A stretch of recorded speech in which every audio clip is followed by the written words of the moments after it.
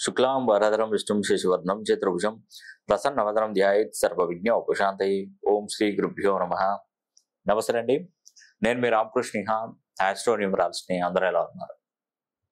ఈ నెల ఈ నెల నుండి నేను చెప్తున్నటువంటి 4 రాసులు, ఈ 4 రాసులలో జన్మించినటువంటి వారు ఇంట బయట హీరోలుగా జీవించబోతున్నారు. అంటే ఇంట్లో బాగానే ఉంటారు, బయట సమాజంలో కూడా నంబర్ 1 పొజిషన్లోనే మంచి అదృష్టవంతులుగా మారి ఉన్నతంగా జీవిస్తారు.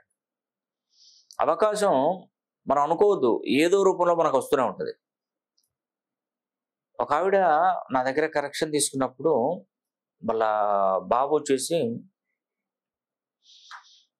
ఒక ప్రొఫైల్, ఒక అమ్మాయిని వివాహం చేసుకుందామని ఆ ప్రొఫైల్ నుండి ఒక నెంబర్ని తీసుకొని వాళ్ళకి ఫోన్ చేశాడు. ఫోన్ చేసినప్పుడు అమ్మాయికి ఓకే, వాళ్ళు ఆల్రెడీ మాట్లాడుకున్నారు, అమ్మాయికి ఓకే. కానీ ఒకసారి మా ఫాదర్ మదర్ను కూడా మీరు అడగండి, ఎందుకంటే నేను అడిగితే బాగోదు, మీరే అడగండి అని చెప్పేస్తే మామూలుగా ఇట్లా మేము వచ్చామండి అని ఆ రకంగా చూసుకొని వాళ్ళు అడిగారు. అడిగితే వాళ్ళు వీళ్ళ స్టేటస్ని చూసి మాకు అవసరం లేదని చెప్పారు. అవసరం లేదని చెప్పేశారండి. చెప్పేసిన తర్వాత ఈ అబ్బాయి డిసప్పాయింట్ అయ్యాడు. డిసప్పాయింట్ అయ్యి ఆ వివాహ సంబంధం కోసం చూస్తుంటే, అంటే నా దగ్గర ఆల్రెడీ ఇతను కరెక్షన్ చేసుకున్నాడు ఆల్రెడీ.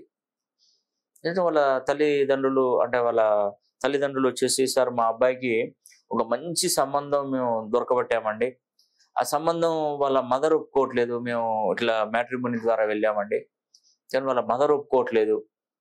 కానీ అమ్మాయి మంచి ఎడ్యుకేటెడ్, అమ్మాయికి నెలకే కనీసం ఒక 3 లక్షల రూపాయలు శాలరీ వస్తుంది. మా పిల్లవాడికి ఏం తక్కువ కాదు, మా పిల్లవాడికి సేమ్ ఇంచుమించుగా 3 లక్షలు, అదే 2.5-3 లక్షల ప్యాక్ అంటే వస్తుంది నెలకి.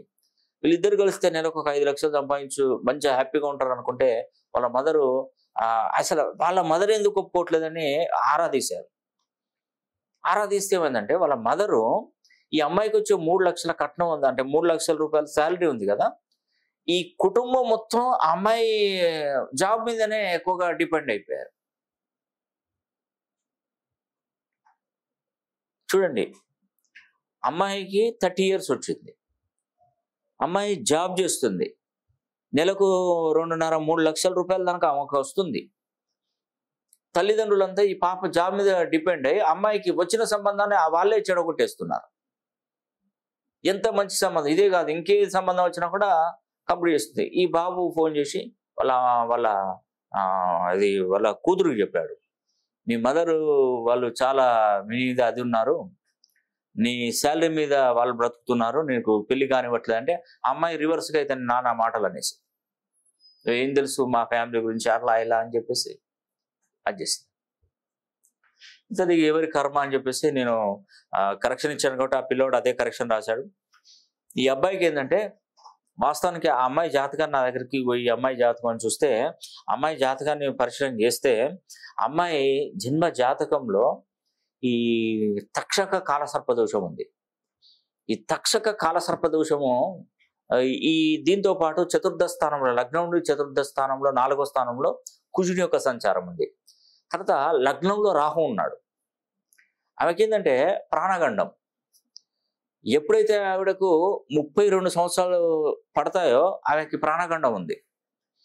ప్రాణగండం నుండి బయటపడాలి యాక్చువల్గా, కానీ పాపం ఆవిడకు వాళ్ళ తల్లి చెప్పి వినిపించుకోదు, ఆవిడే చెప్తే వినిపించుకో, మనం చెప్పడానికి లేదు. నిజమండి, ఆ ప్రాబ్లం నువ్వు చేసుకుందే నయమైందయ్యా బాబు, నువ్వు చేసుకుంటే మాత్రం చాలా ఇబ్బంది పడేవాడివి. సరే ప్రాణగండం అంటే ఇప్పుడు ఏదైనా యాక్సిడెంట్ అయితే ఒక కాలు ఏదైనా ఫ్రాక్చర్ ఇబ్బంది పడితే జీవితకాలం ఇబ్బంది మళ్ళీ నీకు. ప్రాణగండం మొత్తానికి ప్రాణం ఇబ్బంది పడి వాళ్ళు అదైపోయింది అనుకోండి, ఇంకా దానికి పెద్ద టెన్షన్, రిస్క్ అదే. అదే మనకేంటంటే ఒక స్టేజ్ ఉంటుంది అన్నట్టు. ఇప్పుడు ఈ 32 yearsలో ఒక స్టేజ్ కనపడుతుంది ఆ అమ్మాయికి. నేను గవ్వలేసినప్పుడు అక్కడ ప్రాణ సంకటం అనేది చూపెడుతుంది, అంటే గవ్వలు పడే విధానం బట్టి తెలుస్తుంది. అంటే ఈ పాప మరణిస్తుందని చెప్పలేము, అలా అని చెప్పేసి మంచిగా ఉంటుందని చెప్పలేము. ఏదో ఒక ప్రాబ్లం అయితే ఉంటుంది అక్కడ. అంటే చిన్నగా యాక్సిడెంట్ రూపంలో తప్పిపోవడం కానీ, ఇంకేదైనా జరగడం కానీ.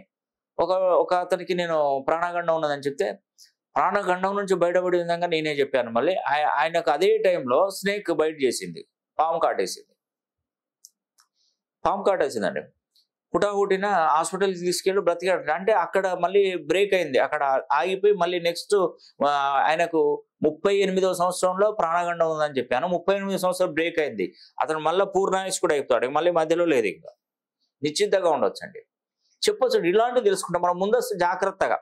ఇప్పుడు 32వ సంవత్సరంలో మీకు గండం ఉందంటే ఈ 12 నెలలు నేను చెప్పినటువంటి చిన్న చిన్న పరిహారాలు చేసుకొని చక్కగా ఉంటే ఏ ప్రాబ్లం ఉండదు. అంటే ప్రాణగండం ఉంటే చనిపోతారని కాదు, ఏదో ఒక సమస్య వస్తుంది అంతే అక్కడ. కరెక్ట్గా నేను ఆవిడకు చెప్పాను 32వ సంవత్సరంలో. 32వ సంవత్సరంలో ఈ ప్రాబ్లం వస్తుందని ఆవిడకు నేను చెప్పడం జరిగింది.